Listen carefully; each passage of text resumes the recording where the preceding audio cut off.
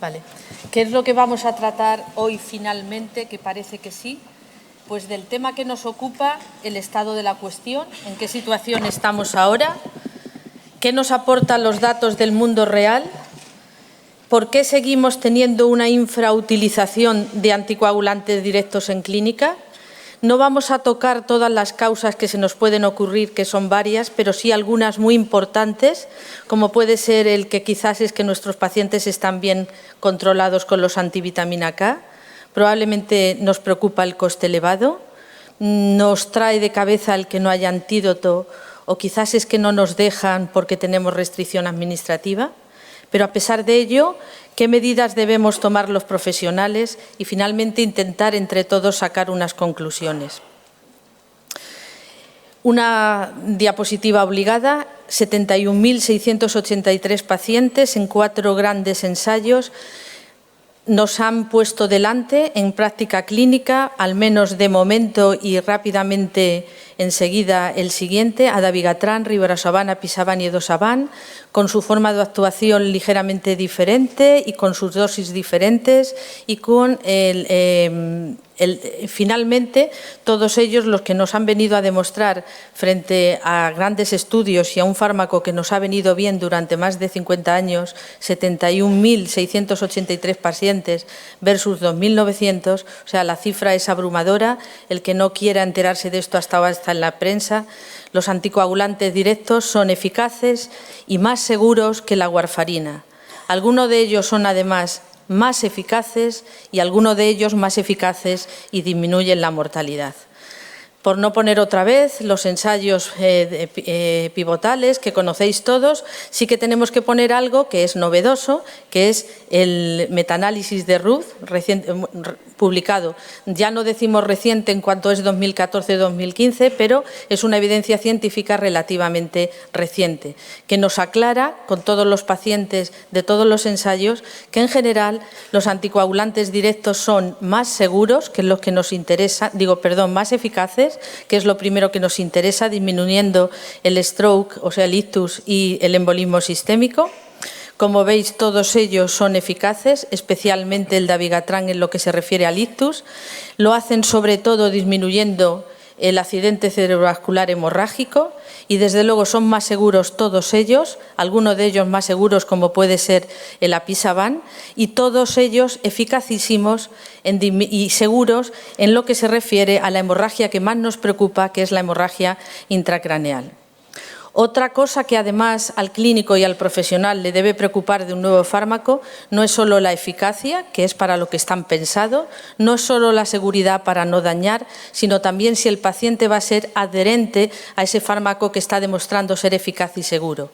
Ya tenemos incluso recientes datos publicados, comentados en el Congreso Europeo de Cardiología, donde nos han explicado cómo es el estudio AEGEAN de adherencia, en concreto con uno de estos fármacos anticoagulantes, el apisaban.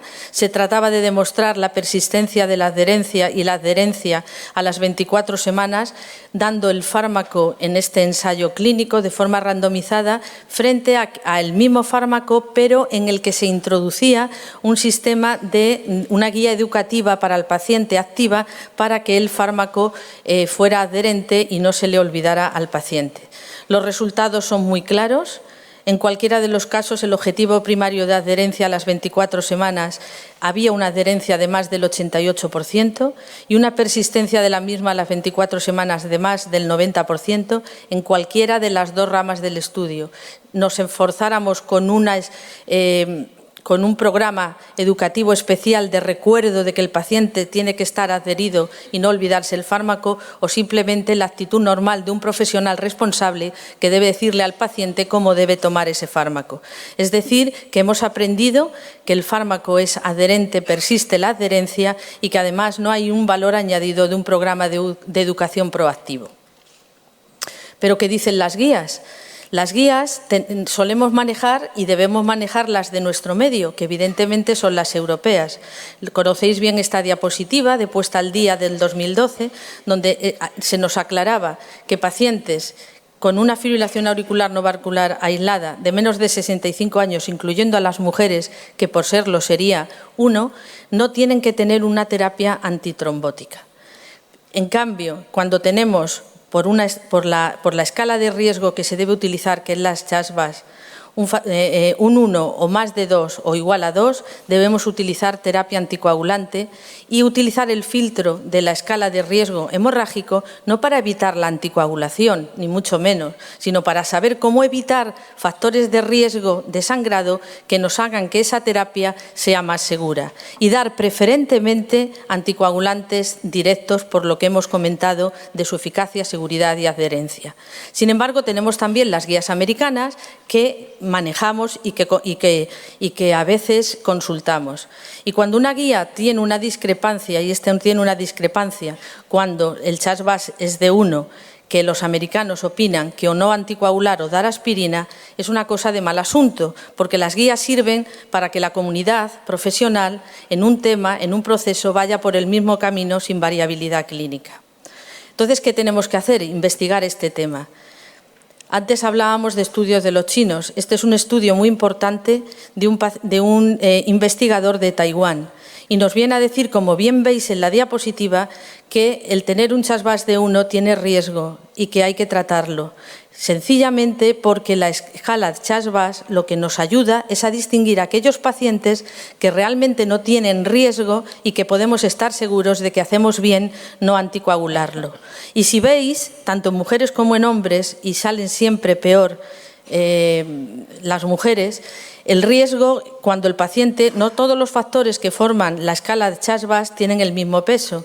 Por ejemplo, la diabetes y la edad y la diabetes en el hombre, la edad, la diabetes y el tener una cardiopatía, una vasculopatía, sea periférica o una cardiopatía isquémica en la mujer, son factores realmente de gran peso y que tienen riesgo, y esos pacientes con CHAS-VAS 1 deben ser anticoagulados.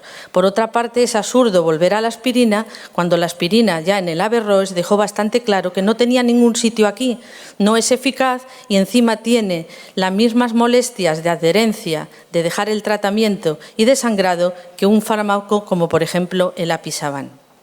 Muy bien, pues esto es lo que nos dicen las evidencias de los grandes ensayos, pero siempre estamos diciendo que los pacientes que entran en un ensayo no son los que tratamos habitualmente en nuestra práctica habitual. Y además estamos acostumbrados también a oír comentarios de colegas que dicen, pues es que yo los estudios no me los creo. ¿Qué dicen los datos del mundo real?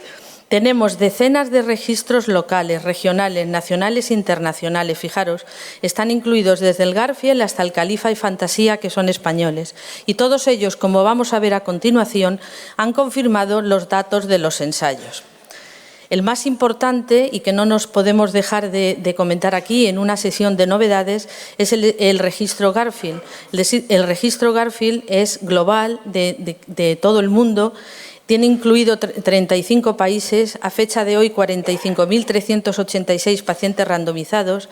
Es un estudio independiente con unos requisitos de auditorías de calidad muy exigentes, que tiene 39.670 pacientes ya, que tienen un seguimiento 28.624 del año y 17.162 de 2 años, y que nos podemos fiar de que nuestra práctica clínica de este estudio se parece a nuestra práctica clínica real en el mundo real. ¿Qué hemos aprendido de este gran registro del mundo real? Hemos aprendido que estábamos en lo cierto. Pacientes que tienen un CHAS-VAS más alto tienen bastante más riesgo de tener eventos isquémicos y trombóticos, y pacientes que tienen un HAS-BLEZ alto tienen más riesgo de tener sangrado. Estamos en la línea perfecta de utilizar una escala tanto de riesgo trombótico como de sangrado que son correctas. Nos ha enseñado también este registro que, curiosamente, el objetivo, el evento más grave es precisamente la mortalidad, es la más frecuente, 3,83 frente al ictus y al sangrado mayor, como estáis viendo en las cifras de la diapositiva, y que esos eventos se producen sobre todo en el primer año.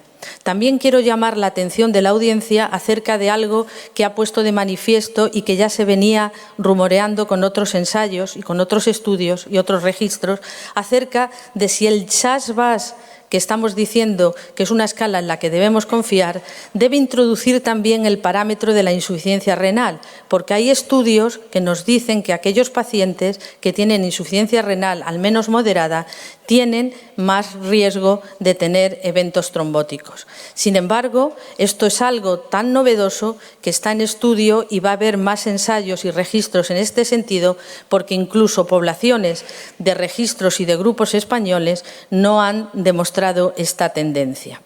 Lo real es que el Garfield, un registro del mundo real que es absolutamente confiable, demuestra claramente que los anticoagulantes directos son eficaces en disminuir el ictus, el tromboembolismo sistémico y todas las causas de mortalidad. Demos una vuelta más. Bueno, ¿y qué pasa con cada uno de ellos? Fijaros, el primer fármaco que tuvimos disponible de este grupo fue el dabigatran. Con respecto al Relay, 18.000 pacientes, tenemos datos de más de 200.000 pacientes de la vida diaria del mundo real. Ciñémonos solo al más grande de los registros, el del Medicare. Fijaros en la gráfica cómo se demuestra que efectivamente el dabigatran, como el Relay, disminuye el ictus isquémico en un 20%, la mortalidad en un 14% y la hemorragia intracraneal en un 66%. Y vuelve a repetirse la penalización de la hemorragia digestiva grave. Los datos son comparables con el Relay. ¿Qué ocurre con otro fármaco que vino después?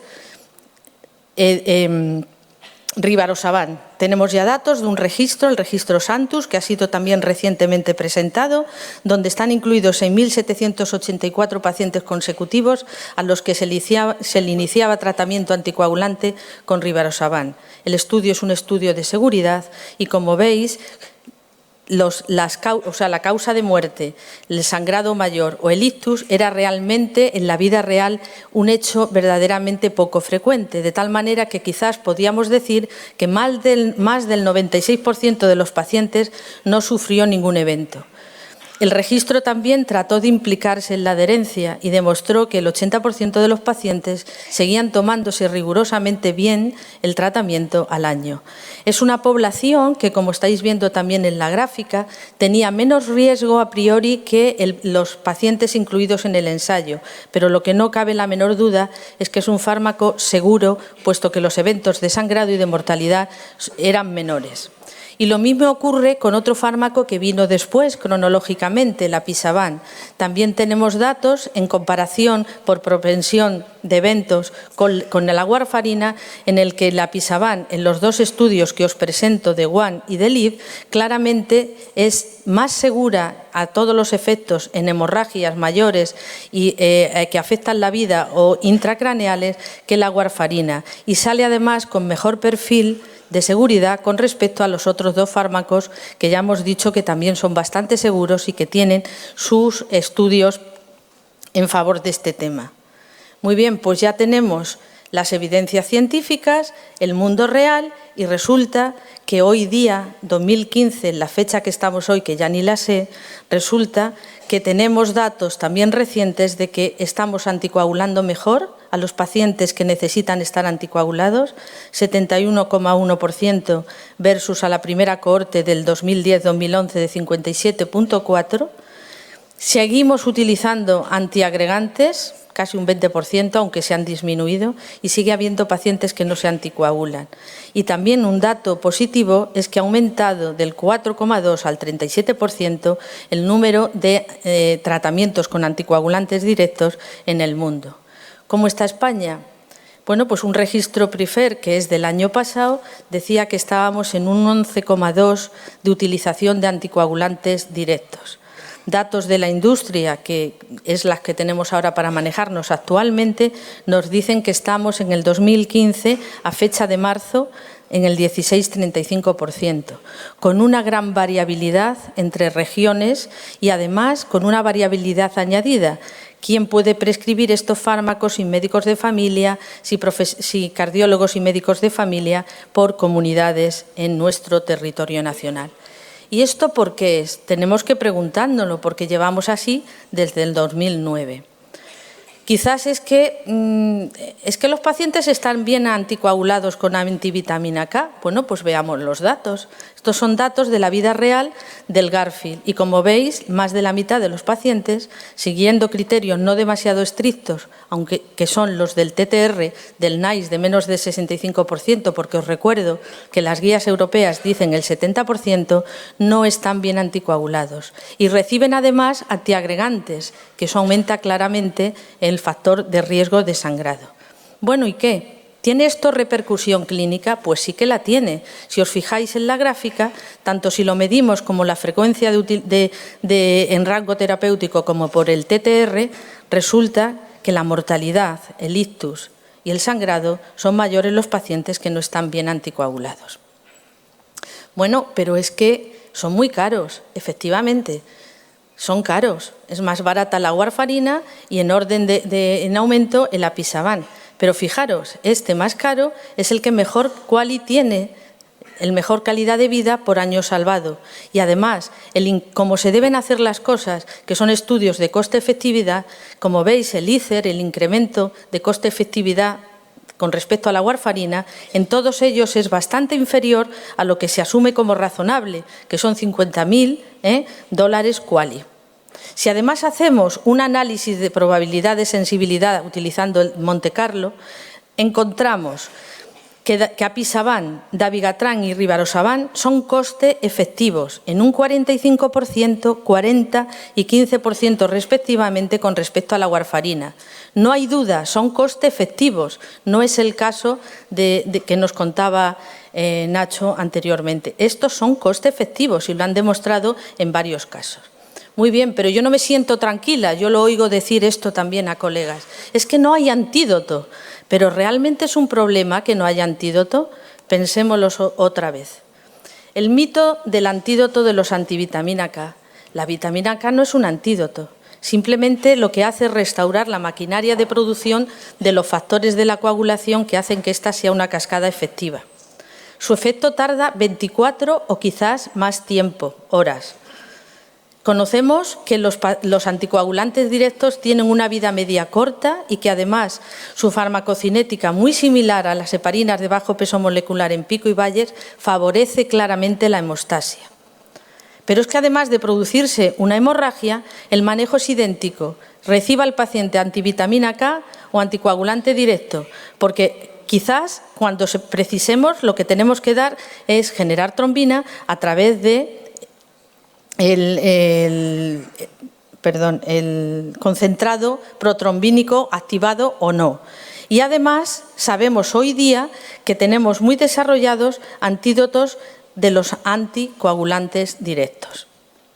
Como veis, esta es una gráfica que voy a pasar rápidamente. Es los 4 pasos que hay que seguir, las 4 R's, si un paciente tiene una hemorragia, tenga antivitamina K como reciba anticoagulantes directos. Y este es, en el momento actual, cómo está el desarrollo de los antídotos. Tenemos muy avanzado y publicado en el New England datos de 90 pacientes que tenían hemorragia o que iban a cirugía urgente con idarucizumab, que su target es el dabigatran, y tenemos muchas esperanzas porque sigue este estudio en marcha de que lo tengamos próximamente en clínica. Tenemos avanzados estudios del ANESA, por ejemplo, que es un fase 3, que se mide la actividad con factor 10 activado y el target es todos aquellos factores anti-10A, y tenemos incluso datos preliminares en pacientes sanos, aunque sea en fase 1, de aripacine, que va a servir para todos los anticoagulantes directos, incluidos la heparina de bajo peso molecular, que por cierto no teníamos antídoto. Muy bien, pues hemos desmontado todas las trabas y todas las razones por las cuales están infrautilizados los anticoagulantes directos. Ya, pero hemos llegado a una que sí que es cierta, no me dejan. Existe un visado de inspección que está basado en un posicionamiento de la Agencia de Investigación asumido por el Ministerio de Sanidad de fecha 23 de diciembre del 2013, que ha sido modificado, por cierto, recientemente, que va luego a las comunidades y se encargan de hacer este posicionamiento ya restrictivo aún más restrictivo. En resumen, solo se puede anticoagular a aquellos pacientes que pasando por el sintrón su INR no está controlado y en rango. ¿Esto qué es lo que hace? Que además no es igual en todas las comunidades, porque hay comunidades, y voy a decirlo, por ejemplo, Extremadura tiene un visado de inspección pues bastante razonable y en lógica con los conocimientos científicos. ¿Esto a qué lleva? Pues a una inequidad en el Sistema Nacional de Salud que en teoría es coherente. Y sobre todo a la infrautilización de fármacos de mejor perfil de seguridad y en muchos casos de eficacia. Y, por supuesto, a un aumento en el riesgo de retraso de un tratamiento que es útil para los pacientes. Bueno, ¿y qué debe hacer el profesional? Pues lo que debe hacer es tratar bien y anticoagular bien a nuestros pacientes. A menudo pasamos de largo y no miramos los INRs en el ordenador, se tarda mucho en entrar en el ORUS, pero lo cierto y verdad es que podemos llegar a conocer los INRs de los pacientes y probablemente calcular el TTR no a 6 meses sino a 3, y si está por debajo de 65 o 70, como dicen las guías, inmediatamente pautarle un anticoagulante directo.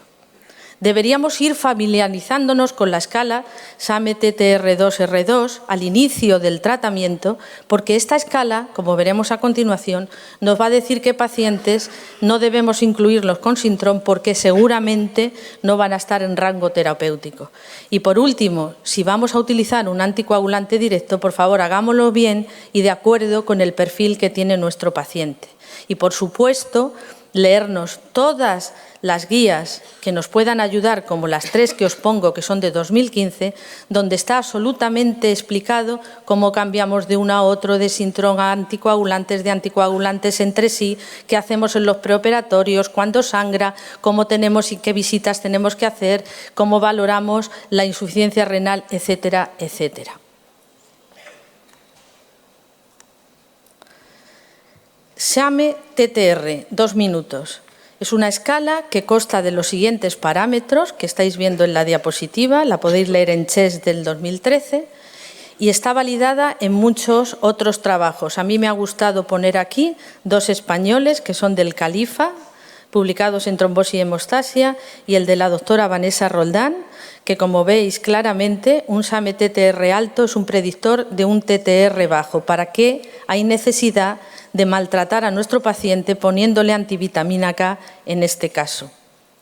Finalmente, hay esquemas, uno de ellos es el adaptado de la doctora Sabelieva, que os pongo en la diapositiva, donde podemos adecuar, teniendo en cuenta las características de nuestro paciente y los factores del fármaco, en concreto qué fármaco anticoagulante directo es, menos mal que tenemos 3 y pronto 4, para nuestro paciente en concreto. No tenemos ninguna excusa para anticoagular bien y elegir bien el fármaco. Y por último, debemos quedarnos aquí, no me dejan, me aguanto, no. La sociedad profesional encarcerada en sociedades científicas, la nuestra, por ejemplo, la Sociedad Española de Cardiología, se ha expresado claramente en su intención de suprimir un visado que ni siquiera es justo.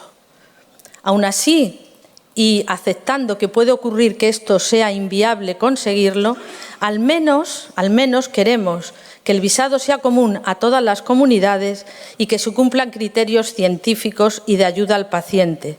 El primer de ello es que, por favor, se cambie la escala CHAS por la que debe existir, la CHAS-VAS. Que cuando un paciente tiene alto riesgo trombótico, por ejemplo, más de 3 en la escala, se vaya directamente a un anticoagulante directo. O cuando tenga una escala Hasbled muy elevada. O cuando es fácil queremos también que haya un fácil acceso al INR del paciente. Ahora está un poquito complicado, pero se puede conseguir. Debemos acortar el cálculo del TTR a 3 meses, manejarnos y familiarizarnos con la escala SAMe-TTR para evitarle inconvenientes al paciente y, desde luego, en la cardioversión no está justificado el esperar a que tengamos un buen rango y debemos utilizar anticoagulantes directos. Esta es una diapositiva ya no de actualidad, sino del futuro, que quiero agradecer a una amiga sabia que tengo, la doctora Vanessa Roldán, que intuye que se pueden utilizar las clínicas de trombosis que se estaban utilizando para el Sintrom, para bien controlar de forma multidisciplinar y sin olvidar nunca la atención primaria, para que estas unidades sean depositarias de los bases de datos de los pacientes que toman anticoagulantes directos, sean el centro de referencia para cada área y para cada hospital, que tengan un registro y un programa de control y que estas unidades se impliquen en la formación de todos los profesionales relacionados con el tema de la anticoagulación y, sobre todo, en la vigilancia y creación de protocolos comunes. ¿Qué conclusiones hemos sacado? Los anticoagulantes directos son eficaces, seguros, coste-efectivos y, además, su adherencia es buena.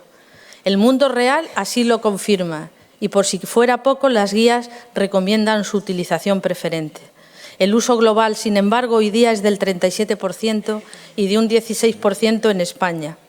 Casi la mitad de nuestros pacientes anticoagulados con antivitamina K no los tenemos bien anticoagulados, lo que conlleva un incremento de mortalidad, de ictus y de sangrado mayor al año. La inexistencia de un antídoto no constituye un inconveniente grave y, por si fuera poco, su desarrollo está muy avanzado y el visado de prescripción debe suprimirse desde un punto de vista científico. Lo que tenemos que aprender es que optimizar definitivamente la anticoagulación en fibrilación auricular pasa porque los anticoagulantes directos sean ya el tratamiento estándar. Muchas gracias.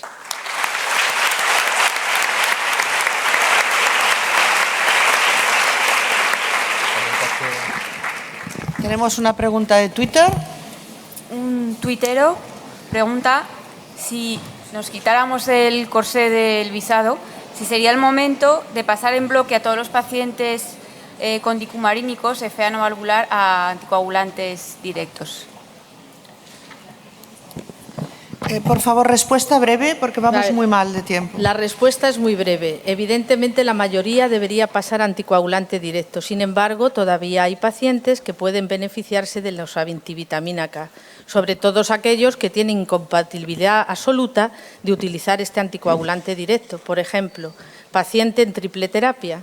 No es oportuno darle anticoagulantes directos de entrada si ya estaban con Sintrom. Muy bien. Pues, ¿qué pasa? José Luis antes. ¿Qué? José Luis antes, dice. Vale. Muy bien, muchas gracias, Inmaculada. Gracias. Vamos a seguir.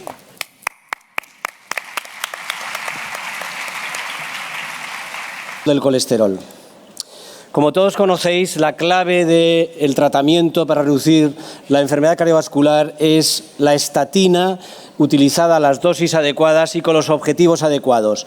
Y, por tanto, la idea es reducir los niveles de LDL del colesterol de la mejor manera posible, y tenemos las estatinas, y estas las tenemos y las tendremos bastante tiempo, tenemos la ezetimiba y tenemos ahora mismo también saliendo los anticuerpos monoclonales anti-PCSK9. También tenemos alguna novedad relacionada con la hipercolesterolemia familiar homocigota, como puede ser el lomitapide y el mipopersen. Otra estrategia pudiera ser la elevación de los niveles de HDL en conjunto con la disminución de los niveles de LDL, y ahí tenemos los inhibidores de la proteína transportadora de ésteres de colesterol. Sin embargo, en práctica clínica todos sabemos que es difícil alcanzar los objetivos, y aquí presento los datos del Euroaspire 4 recientemente publicados o comunicados, en los cuales se ve que prácticamente solo un tercio de los pacientes con enfermedad cardiovascular con síndrome coronario agudo llegan al objetivo de LDL de 70 miligramos decilitro. Y fijaos que también hay un subgrupo de pacientes que son los que tienen hipercolesterolemia familiar, en los que, manejados incluso en unidades de lípidos, como señalo en la parte de abajo, prácticamente solo el 50% están en niveles de control de LDL colesterol. Por otra parte, hay dos informaciones recientes relacionadas con imagen, en la que dice que en pacientes que no responden a estatinas y, por tanto, no alcanzan los niveles de LDL adecuados, se observa por imagen una mayor progresión de las placas de ateroma coronarias. Es un trabajo de la Cleveland Clinic, y a la derecha veis que son 646 pacientes, 517 respondedores, 130 no responden a estatinas, la placa sigue progresando y el perfil de pacientes es joven, obeso y hombre y varón. Por otra parte, se han comunicado también los resultados del IBIS-4. Simplemente la utilización de 40 miligramos de rosuvastatina durante 13 meses en arterias no relacionadas con infarto agudo de miocardio, y fijaos la frase de abajo: the more you can lower the LDL, the more macrophages reduction can be achieved. De modo que es muy importante reducir los niveles de LDL colesterol con estatinas.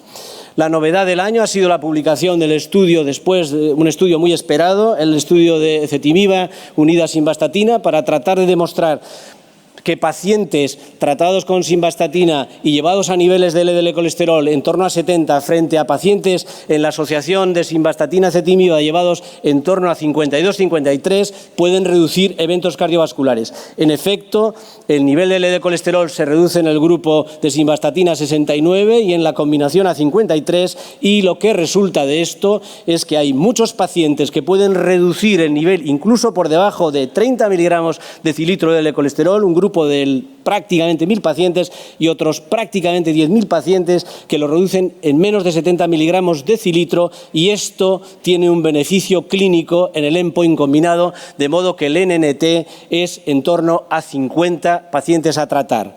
En cuanto a los objetivos individuales, efectivamente lo que más disminuye es el infarto agudo de miocardio, el ictus y el ictus isquémico, claramente con la combinación, y el subgrupo de pacientes que más se beneficia de la combinación son aquellos que son diabéticos y son aquellos que son más ancianos, probablemente enfermos más hiperabsorbedores. Pero el IMPROVE-IT nos ha dado una pista muy interesante, porque ha podido seguir a los pacientes durante 7 años y resulta que se han podido computar también los eventos secundarios, terciarios y cuaternarios, por decir así. Y entonces podemos ver que la reducción a lo largo del tiempo es todavía consistente y que el NNT se puede reducir a 25 y en vez de a 50. Por tanto, el IMPROVE-IT demuestra que la teoría lipídica es cierta, se inscribe en la recta de regresión, en la cual podemos ver que a menor nivel de LDL colesterol se producen menos eventos cardiovasculares. Previamente a la comunicación del IMPROVE-IT sale este trabajo que es muy interesante y que le va a dar plausibilidad biológica al asunto, porque mutaciones que inactivan la puerta de entrada del colesterol, el NPC1L1, reduciendo niveles de LDL colesterol a lo largo de la vida, esto es importante, desde el nacimiento 12 miligramos menos que en población normal, logran reducir la enfermedad cardiovascular en un 53%. Por tanto, esto le da mucha plausibilidad biológica a la ezetimiba, que efectivamente actúa a nivel de esa puerta de entrada. Y no solo esto, sino que ahora tenemos la combinación de ezetimiba y atorvastatina, y en este estudio japonés podemos ver que pacientes tratados con con atorvastatina, que consiguen niveles de LDL colesterol 73 frente a aquellos que están utilizando la combinación atorvastatina-ezetimiba, se produce una cierta regresión de la placa de ateroma. Por tanto, ya no solo la estatina, sino que incluso la ezetimiba probablemente tenga algunos efectos o propiedades pleiotrópicas. La gran olvidada de todo este asunto es la hipercolesterolemia familiar. En España tenemos diagnosticado aproximadamente el 5% de la población con hipercolesterolemia familiar. La prevalencia es 1 por cada 350 ciudadanos aproximadamente, por lo menos las formas heterocigotas, y estaría bien que los cardiólogos fuéramos recordando por lo menos los criterios MEDPED para tratar de diagnosticarla. Por tanto, la gran olvidada. Y en este sentido, en las formas homocigóticas, como digo, se están utilizando 2 fármacos, el lomipatide, que es un inhibidor de la proteína de transferencia microsomal de triglicéridos. Los pacientes con homocigosis no tienen prácticamente receptores. La ApoB se debe unir a los triglicéridos para formar VLDL y luego transformarse en LDL, y por tanto, si nosotros podemos actuar a nivel del ensamblaje o a nivel de la síntesis de ApoB con mipopersen, que es un oligonucleótido antisentido que va contra el ARN mensajero, podemos reducir los niveles de LDL colesterol y beneficiar. Son fármacos difíciles de manejar que se utilizan en unidades especializadas. Y la novedad del año es que hemos encontrado, ha habido una gran evolución desde el punto de vista de los conocimientos en el sentido de las mutaciones de esta proteína que está sintetizada en el hígado, que es la proproteína convertasa subtilisina quexina tipo 9, y como podemos poner en la parte de arriba, algunos que tienen ganancia de función de esta proteína tienen niveles de LDL colesterol muy elevados y desarrollan enfermedad cardiovascular de forma prematura, y por otra parte, pacientes que tienen pérdida de función de esta proteína desde el nacimiento tienen niveles de LDL más bajos, y esto contribuye a que haya unas disminuciones de enfermedad cardiovascular tanto como del 60-88% en estos individuos que tienen estas mutaciones. Conocemos que el LDL se une al receptor, pero también la proteína que se sintetiza, PCSK9, en el núcleo del hepatocito es secretada, se une a la partícula LDL a nivel del receptor, entra por endocitosis en el hepatocito y es degradada, de modo que el receptor no se puede reciclar. Cuando nosotros utilizamos o bien algún inhibidor de la síntesis nuclear de esta proteína PCSK9 o anticuerpos monoclonales, que son los que estamos ahora empezando a utilizar en clínica, no se puede, esta PCSK9 no se une al receptor, el receptor no es degradado y se pueden expresar muchos más LDL receptores, por tanto se puede aclarar mucho mejor el LDL del plasma.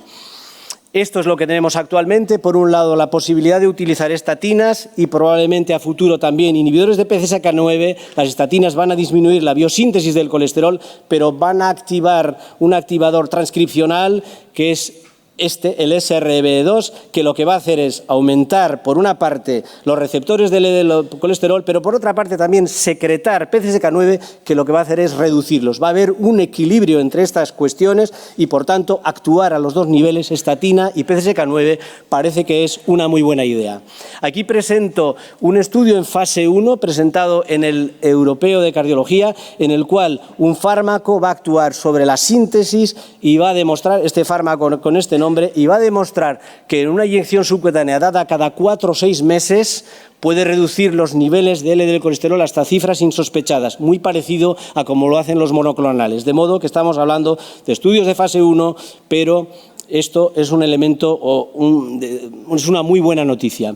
En cuanto a los inhibidores de PCSK9, hay muchas multinacionales metidas en este mundo y fundamentalmente son Sanofi, Amgen y Pfizer los que han desarrollado alirocumab, evolocumab y bococicumab, y el resto de moléculas está en desarrollo con estudios en fase 1 y en fase 2.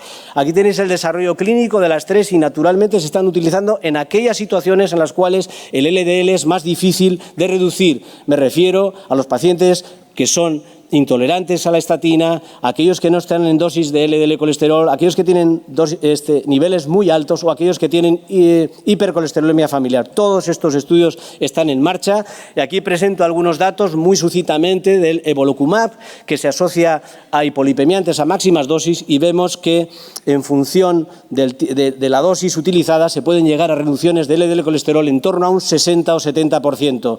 El estudio publicado este año en New England, que es un compendio de los estudios Osler, estudios en fase 2 y fase 3, demuestra que 140 miligramos de evolocumab cada 2 semanas o 420 miligramos cada mes reduce de una forma enormemente significativa los niveles de LDL colesterol. Como veis, a las 12 semanas, 61% de reducción de LDL colesterol que se mantiene a lo largo del tiempo, y no solo esto, sino que además se acompaña, son cifras pequeñas, pero se acompaña de disminución de eventos cardiovasculares, que es lo que realmente tienen que demostrar estas moléculas. Y además, no solo eso, sino que lo hacen obteniendo con pocos efectos secundarios, prácticamente despreciables. Y fijaos qué hermosa curva, esto es un tsunami. Aquí vemos los datos del Laplace y vemos todos los niveles de LDL colesterol de los que entran en el estudio, y fijaos cómo son barridos a la izquierda en este caso por evolocumab. Es espectacular esta gráfica, a mí por lo menos me encanta.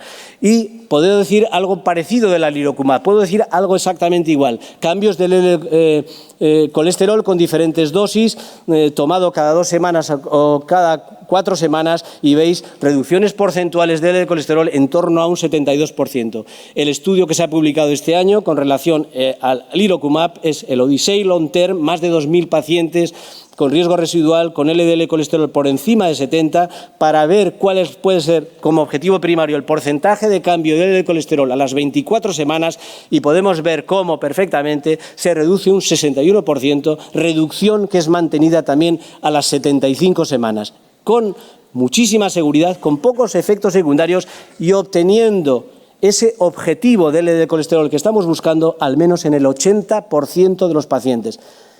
En práctica clínica real, 30% de los pacientes, subimos a un 80% de los pacientes. Y no solo eso, sino que afectando nivel de lipoproteínas aterogénicas, como pueden ser colesterol no HDL, disminución del 51%, ApoB, disminución del 52%, LPA, que no sabemos cómo reducirla, prácticamente un 30%, y triglicéridos en torno a un 15%.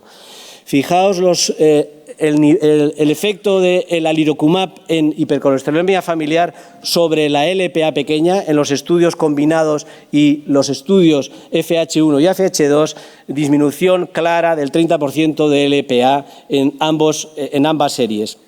Aquí presento el estudio Odyssey 1 y 2, pacientes de muy difícil control con hipercolesterolemia familiar tratados con cualquier hipolipemiante a dosis máximas que parten de niveles de LDL colesterol de 144 y obtienen con alirocumab niveles de 57 y en el Odyssey 2 niveles de 134 que bajan hasta 67 con muy pocos efectos secundarios. Pero claro, como he dicho, estos fármacos van a tener que demostrar beneficios desde el punto de vista de eventos duros. Y en este sentido hay 3 grandes estudios que están en marcha, el Fourier con evolocumab, el Odyssey Outcomes con alirocumab y el Spire 1 y 2 con bococizumab, que nos darán la respuesta, espero, que a primeros del año 2018. Tienen que demostrar que reducen la morbimortalidad. Los posibles usos subclínicos de los anticuerpos anti-PCSK9 fundamentalmente serán hipercolesterolemia familiar, intolerantes a estatinas, añadidos a la estatina o en pacientes en los que es difícil o tienen dificultades de reducción del LDL colesterol. Por tanto, hasta ahora han demostrado que son eficaces y que son seguros, al menos a corto plazo. Han sido aprobados por la EMA y por la FDA en todas estas indicaciones que acabo de mencionar y aquí presento cuáles son los retos de los inhibidores de PCSK9. Aquí tenemos a la estatina, un luchador de sumo. Aquí tenemos al anti-PCSK9, se está casi riendo. Se va a tener que hacer del mismo tamaño, va a tener que demostrar lo mismo que la estatina y además van a tener que trabajar en este tatami, en este ring, donde van a tener que demostrar reducción de eventos, seguridad a largo plazo, probablemente adherencia a las inyecciones, porque esta es una cuestión que la conocemos con la insulina, y también coste-efectividad. Y realmente las primeras señales de alarma, estudios de coste-efectividad, tanto para el evolocumab como el alirocumab, que salen en los Estados Unidos o han salido en la FDA a $14.000 y $14.600 respectivamente, y en Europa 8.200 y 8.800, en Reino Unido $6.800, ya hacen que el instituto para conocer la efectividad clínica dice que no son coste efectivos al precio de salida. Las compañías aseguradoras americanas van a hacer, desde luego, las van a admitir y desde luego va a empezar a utilizarse de forma común en los Estados Unidos. Y esto vendrá como una ola, porque ya sabéis que cuando los Estados Unidos estornuda, nosotros agarramos directamente una neumonía. Y este es el chiste que pudiera venir ahora mismo bien para los anti-PCSK9 y no lo traduzco porque es muy claro. Uno de los principales efectos es que se va a quedar sin tela. Esto no va a pasar en Bilbao porque nosotros aquí podemos pagar lo que nos dé la gana. El último aspecto, los inhibidores de CETP, es una historia realmente triste. El torcetrapib fracasó, dalcetrapib también, evacitrapib esta semana ha acabado su programa de investigación por falta de efectividad y solo nos queda anacetrapib, a ver si, como tiene nombre de mujer, a ver si funciona. Y también tenemos el TEA 8995, que es muy interesante porque es el con anacetrapib hay un estudio recientemente publicado en Lancet en el cual demuestra que se reducen muchísimo los niveles de LDL colesterol, tanto como un 40%, y se elevan muchísimo los niveles de HDL colesterol. Pero el primer corte al año señala que hay más eventos cardiovasculares en los que se reducen estas cifras. Por tanto, atención, no sé qué es lo que va a pasar. Hay una cuestión muy interesante con relación a estos inhibidores de la proteína de transporte de colesterol, que es el TULIP. Es un estudio en fase 2 asociado a diferentes estatinas y fijaos, estamos de alguna manera fabricando o aumentando el nivel de HDL, de un HDL que probablemente es afisiológico. Y esta molécula, el TA8995, no solo disminuye el LDL colesterol, no solo aumenta el HDL colesterol hasta un 180%, sino que también la ApoA1, que es muy importante, y también la funcionalidad de HDL, es decir, la capacidad de sacar colesterol de la placa de ateroma, lo que llamamos eflujo del colesterol. Por tanto, un inhibidor que puede dar juego. La respuesta está en el aire, como decía Bob Dylan. Sabemos que el colesterol HDL es un factor de riesgo o marcador de riesgo que produce el HDL desde un punto de vista epidemiológico, predice alto riesgo, y además sabemos que el HDL tiene efectos antiaterogénicos, antiinflamatorios, es decir, unos efectos asombrosos, pero claramente todavía los ensayos clínicos no han probado que la elevación H colesterol modificado que tiene estas características que acabo de comentar o que aumentándolo se reduzca el riesgo cardiovascular. Por tanto, solo nos queda ahora mismo un único estudio, el anacetrapib, que veremos qué resultado nos da, pero yo no soy nada optimista porque los estudios genéticos determinan que todas aquellas variables que están asociadas con LDL o LPA tienen que ver, son concordantes con el riesgo esperado. Sin embargo, cuando hablamos de mutaciones de HDL, no son concordantes con el riesgo esperado. Por tanto, y es mi conclusión, nos queda mucho camino por recorrer y os agradezco la atención prestada.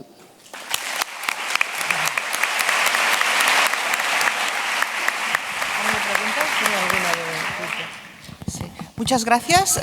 La presentación está abierta a preguntas. ¿Alguien de la sala quiere realizar alguna pregunta? Parece que ha sido clarísimo. ¿De dónde vamos a sacar el dinero? Exacto. Ha sido, ¿tienes alguna? Bueno, desde Twitter, Iñaki, muchas gracias por la presentación. Una pregunta, ¿debe preocuparnos la inmunogénesis con los inhibidores de la proteína PCSK9? Con cualquier anticuerpo monoclonal nos debe preocupar la inmunogénesis. Lo que conocemos de anticuerpos monoclonales es que se producen anticuerpos en el 1 o 2%, no tienen nada que ver con el efecto en reducción del LDL colesterol, pero siempre hay que estar pendiente de esto. La inmunogénesis es muy importante, tienen que correr más tiempo para saber, pero los datos que tenemos hasta ahora se está produciendo anticuerpos en el 1 o 2% de las series sin que el fármaco pierda efectividad. En primer lugar, agradecer al Comité Científico y, en concreto, a la doctora Lina Madimón por la invitación, por el encargo, entre comillas, de revisar... ¿Pueden poner la presentación, por favor? De revisar las novedades en cardiología intervencionista. Me gustaría, de entrada, disculparme por las omisiones en que voy a incurrir, seguro, de algunos estudios que pueden también ser considerados relevantes, pero me he intentado centrar en lo que, a mi modo de ver, puede ser más clínicamente relevante para todos nosotros como cardiólogos. Me he revisado todos los congresos de este último año, desde el pasado PCR, desde el pasado Congreso de la Sociedad Española de Cardiología, y básicamente voy a revisar las novedades en cardiopatía isquémica y en cardiopatía estructural. Y básicamente, a modo de resumen, me gustaría acabar de contestar estas preguntas, que son las que, con los estudios que se han llevado a cabo este año, pues probablemente se acabarán contestando. En primer lugar, si a día de hoy, en 2015, todavía consideramos que existe un nicho para los stents metálicos convencionales. En segundo lugar, si pensamos que debemos utilizar de manera rutinaria la trombectomía, el catéter de aspiración de trombo, durante el tratamiento del infarto agudo de miocardio. Esta tercera pregunta es una pregunta un poco más específica, técnica, pero si existe un nicho para los stents farmacoactivos liberadores de paclitaxel. Y finalmente, en este campo de la cardiopatía isquémica, pensar si los dispositivos nuevos bioabsorbibles son el tratamiento de futuro de la cardiopatía isquémica. Pues en este sentido me gustaría comentar los dos nichos que quizá son o eran el remanente de pacientes que podían ser considerados como tratables con stent convencional. En primer lugar, el grupo de pacientes con síndrome coronario agudo con elevación del segmento ST. Aquí me gustaría presentar el estudio Examination, que se presentó en el Congreso Europeo de este año y que hemos ya presentado el resultado, el seguimiento a 5 años de los pacientes. Este estudio es un estudio donde 8 centros en España, más 4 centros fuera de España, en los Países Bajos y en Italia, pues hemos aleatorizado más de 1.500 pacientes a stent farmacoactivo liberador de verolimus versus stent convencional en el infarto agudo de miocardio con elevación del segmento ST. La bondad del estudio, que saldrá publicado la semana que viene en Lancet, es que un 70% de los pacientes que entraron en el hospital con un infarto en el periodo de inclusión fueron aleatorizados. Por tanto, representa, o es un estudio representativo de la práctica habitual que hacemos en los hospitales. Y a 5 años de seguimiento hemos obtenido el seguimiento en más del 97% de los pacientes en ambos grupos. Pues bien, el endpoint combinado dedicado al paciente, que es un endpoint donde influye no solo el dispositivo, sino otros parámetros no relacionados directamente con el dispositivo, del endpoint combinado de muerte de cualquier causa, cualquier infarto o cualquier revascularización a 5 años, fue significativamente más bajo con el stent farmacoactivo de segunda generación, diluyendo cualquier eventual riesgo a largo plazo con los stents farmacoactivos de segunda generación. Hubo una reducción significativa de un 4% en valor absoluto en este endpoint combinado a 5 años de seguimiento. Y los componentes individuales de este endpoint fueron significativos para la mortalidad de cualquier causa. Y fijaros a partir de otros años cómo las curvas se separan en favor del stent farmacoactivo de segunda generación. No hubo diferencia en cuanto a recurrencia de infartos y una tendencia a mejoría en cuanto a revascularización de cualquier vaso, no solo el tratado, sino cualquier vaso durante el seguimiento. En el endpoint dedicado al stent, pues también se observa el mismo fenómeno, beneficio en favor del stent farmacoactivo de segunda generación a 5 años de seguimiento. Por tanto, no había riesgos a largo plazo con los stents farmacoactivos de segunda generación, que sí ocurría, recordarán ustedes, con los stents de primera generación. Y en cuanto a trombosis, y ahí está tampoco existía ningún riesgo a largo plazo en cuanto a diferencias en contra del stent farmacoactivo. Al contrario, parecía que numéricamente existía menos trombosis con el stent farmacoactivo. Por tanto, ya podemos decir que no existe hoy en día excusa para implantar en el infarto stents farmacoactivos de segunda generación. O sí que existe, o hay que justificar mucho la implantación de stents convencionales en este contexto. El otro campo son los pacientes de alto riesgo de sangrado.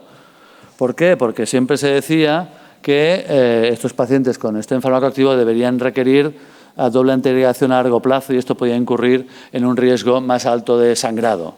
Pues bien, hace 15 días o menos, o 10 días, se ha presentado y se ha publicado en New England el primer estudio en pacientes de high bleeding risk, alto riesgo de sangrado, comparando stent convencional con un stent farmacoactivo de segunda generación que no tiene polímero y que solo libera el fármaco en la parte abluminal que está en contacto con la pared de la arteria. Y este estudio le autorizó a 2.500 pacientes a stent farmacoactivo, stent convencional, con doble antiagregación solo un mes después de la implantación del stent. Y existía un endpoint primario de eficacia, obviamente, en cuanto a reducción de la restenosis clínica, y ahí en este contexto el endpoint era de superioridad, el objetivo, y un endpoint de seguridad cuyo objetivo era de no inferioridad con el stent convencional. Pues bien, aquí están los resultados, los criterios de inclusión. Fíjense ustedes, pacientes añosos, con síndrome o anticoagulantes, gran nicho para stent convencional, una tercera parte de ellos, y con varios criterios de alto riesgo de sangrado. El endpoint primario también favoreció al stent farmacoactivo, una reducción muy importante, casi el 50%, el 5% en valor absoluto, evidentemente en cuanto a reducción de la restenosis clínica. Pero lo más importante, a mi modo de entender, es que el endpoint de seguridad no es que fuera no inferior, sino es que fue superior con el uso de stent farmacoactivo de segunda generación, reducción significativa al año de seguimiento. Por tanto, la respuesta es bien clara. Tampoco parece que sea el caso el tener que implantar stent convencional en los pacientes con riesgo elevado de sangrado. Cambiando de tema, trombectomía en el infarto. Nos gusta mucho a los hemodinamistas utilizar un catéter de aspiración de trombo porque eliminamos la causa final del infarto y nos parece que el resultado agudo es más óptimo, pero hemos tenido 2 estudios.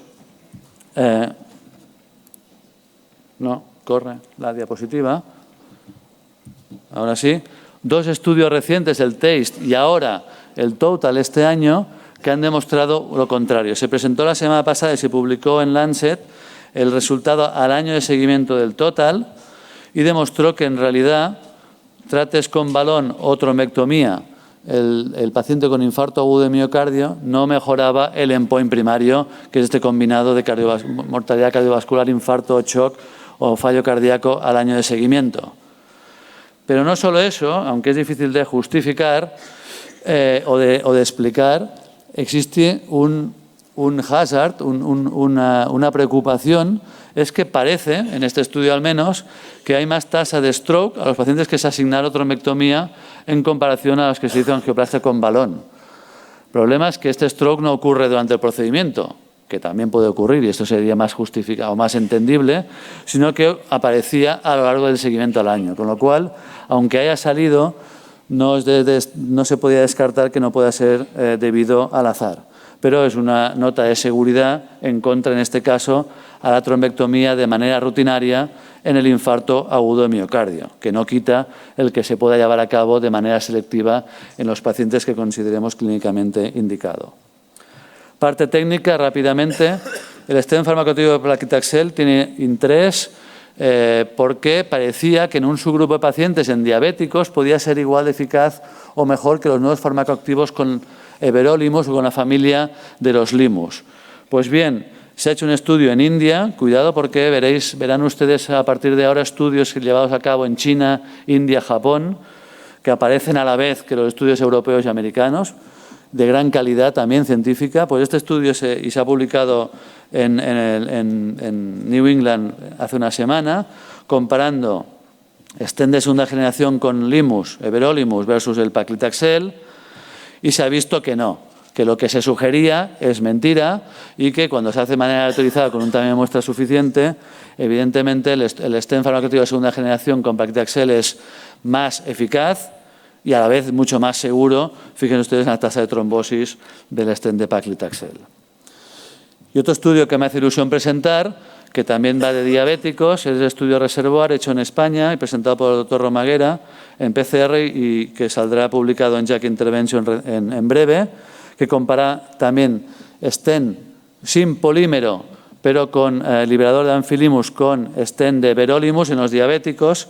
Y es un estudio de tomografía de coherencia óptica que demostró que este stent sin polímero pues tiene una eficacia, al menos en cuanto a recubrimiento del stent, comparable a los stents farmacoactivos de segunda generación.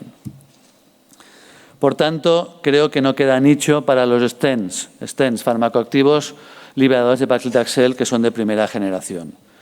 Finalmente, en el campo de la cardiopatía isquémica, ¿qué hay de los stents bioabsorbibles, de los scaffolds, de los dispositivos bioabsorbibles? ¿Son el tratamiento de futuro?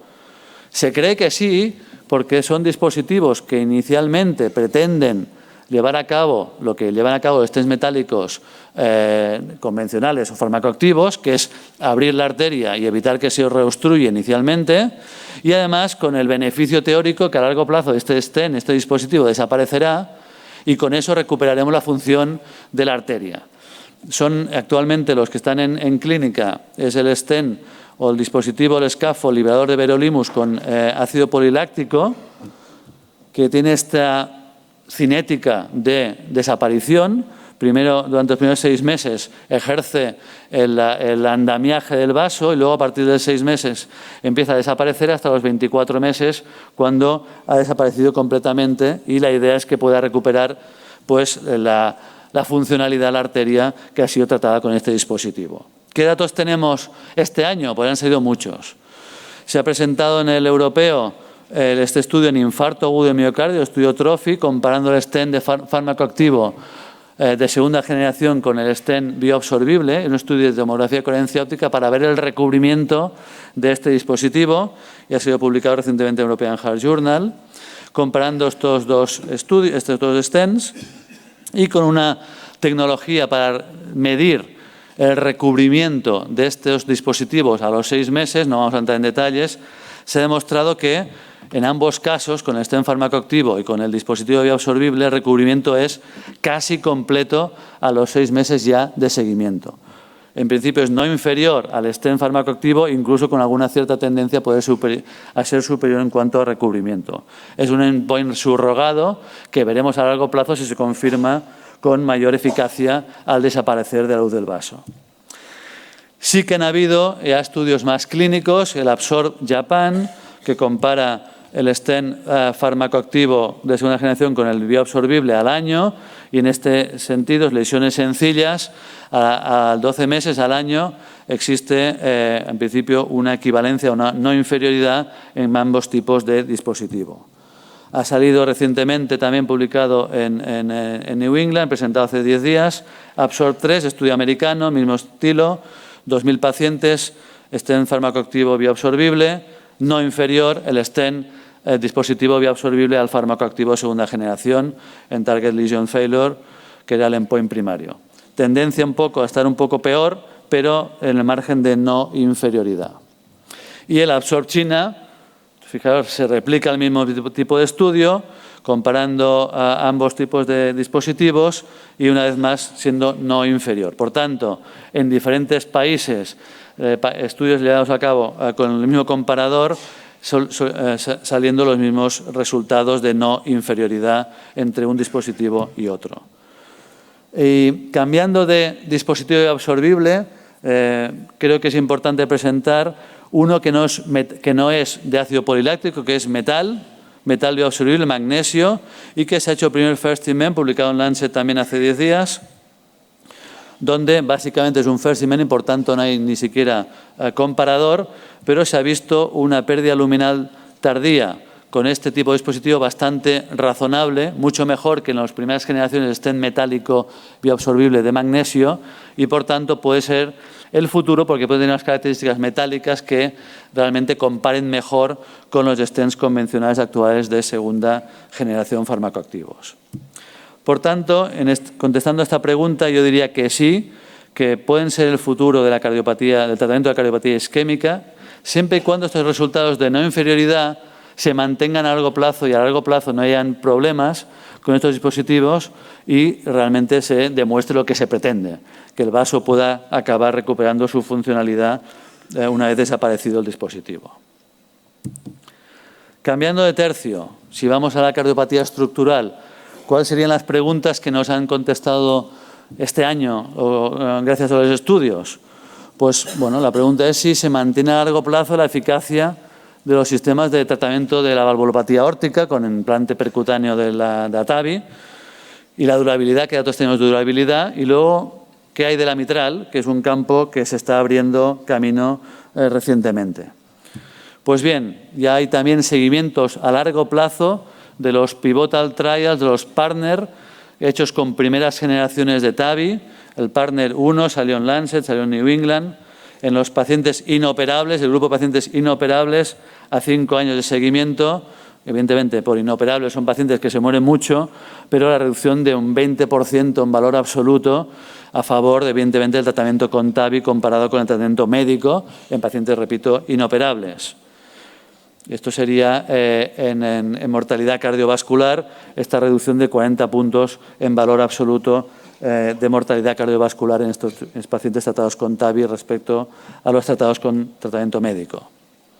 Y de durabilidad, pues fíjense ustedes que a nivel de gradientes, estas válvulas pues parece que funcionan al menos a 5 años, en otros que hay en estudios autorizados funcionan sin ninguna pérdida de su funcionalidad, incremento de gradientes, etcétera, a 5 años de seguimiento. En el grupo del partner 1 de alto riesgo quirúrgico y por tanto comparado con cirugía, sería el grupo de su izquierda, estos 700 pacientes, pues a 5 años de seguimiento las curvas siguen en paralelo y por tanto resultados superponibles la cirugía con la TAVI. Y una vez más, sin problemas de durabilidad a 5 años de seguimiento en este grupo de pacientes. Estos serían con las válvulas de tipo Edwards Y si nos vamos a válvula tipo core valve, en el American College se ha presentado el pivotal trial americano con los pacientes de alto riesgo, cirugía versus core valve. Y aquí, en cambio, muy interesante, al año de seguimiento hubo una diferencia en favor de la TAVI y esta diferencia incluso incrementó a los 2 años de seguimiento en favor de la TAVI, siendo también significativa una reducción del 6% en valor absoluto en cuanto a mortalidad de cualquier causa, que es el endpoint primario, sin, una vez más, sin problemas, preocupaciones en relación a la durabilidad, al menos hasta los 2 años de seguimiento. Las válvulas evolucionan, los modelos mejoran, se intenta minimizar el leak paravalvular, minimizar el stroke, y hay datos de pacientes de alto riesgo o inoperables con las nuevas válvulas de Edwards Sapien, y en este grupo de pacientes con datos al año de seguimiento, esta sería la evolución tecnológica de la válvula, pues se ha visto que realmente las mortalidades de pacientes inoperables al año de seguimiento son mortalidades muy buenas, solo un 15% globalmente o un 82% de supervivencia al año con este nuevo tipo de válvulas. Por tanto, tenemos datos de durabilidad y de eficacia que se mantienen con las primeras generaciones de válvulas a 5 años de seguimiento. Finalmente, solo un par de diapositivas para valorar cómo tratamos la valvulopatía mitral en un futuro. Conocemos que existe el dispositivo MitraClip, que de momento tiene una indicación bastante específica por las características técnicas que requiere o las características morfológicas que requiere la válvula mitral para ser tratado con este dispositivo. Pero hay un estudio que me ha parecido interesante que compara el tratamiento médico, el tratamiento quirúrgico y pacientes tratados con MitraClip. No es un estudio aleatorizado, son pacientes consecutivos tratados con estas técnicas que evidentemente tienen peor perfil o diferente perfil un grupo u otro. Peor perfil el del MitraClip, porque son pacientes de Euroscore mucho más alto y por tanto no quirúrgicos, pero fíjense ustedes que al menos a 2.000 días de seguimiento existe una mortalidad muy buena y comparable con los pacientes que se han podido operar con este tipo de dispositivo. Por tanto, es un dispositivo a tener en cuenta con sus indicaciones por características morfológicas y clínicas de los pacientes, pero que realmente pueden tener resultados espectaculares en muchos grupos de pacientes. Finalmente, darles a ustedes pues, idea de que se está trabajando ya y las casas comerciales han adquirido prótesis percutáneas para el tratamiento de la valvulopatía mitral, algunas ya en uso clínico y que se están llevando a cabo los first in men, implantaciones ya de casos de pacientes con este tipo de válvulas, y que seguro que en los próximos 2 o 3 años empezarán a existir los primeros estudios pivotales que vayan a dar pues ya respuesta a si este va a ser el tratamiento de futuro de la valvulopatía mitral. Muchas gracias.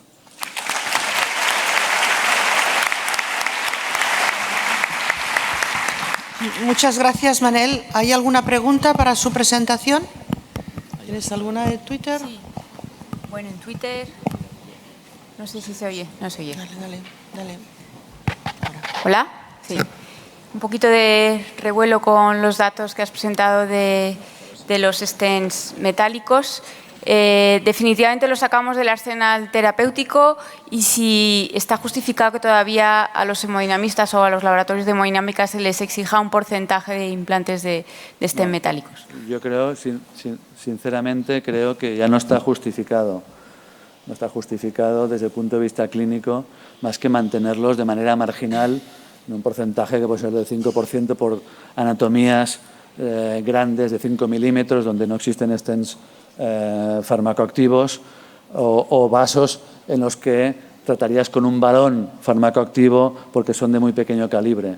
Por tanto, yo creo que desde el punto de vista clínico no existe ninguna justificación para implantar stents convencionales. Hay una justificación única, que es la económica, pero esta tiene que salir de nuestro plano clínico. Por tanto, yo creo que ya no es la seguridad. Son menos seguros que los stents farmacoactivos de segunda generación. Por tanto, no creo que debamos implantarlos. Y otra pregunta, si puedo, Lina. Pregunta otro tuitero. ¿Cuál es el paciente-lesión ideal para el stent bioabsorbible? Esta es una opinión personal. Yo sé que hay grupos compañeros que lo dedican a diferente tipo de lesiones, que si difusas, porque vas a hacer un full metal jacket de la arteria y luego va a desaparecer. Yo personalmente, por el tipo de stent actual, por el material, pues un stent entre comillas de plástico muy refinado, pero técnicamente cuesta implantarlo y tiene sus dificultades y pueden ser sujeto de roturas y de fracturas si no se implanta bien y de malas posiciones.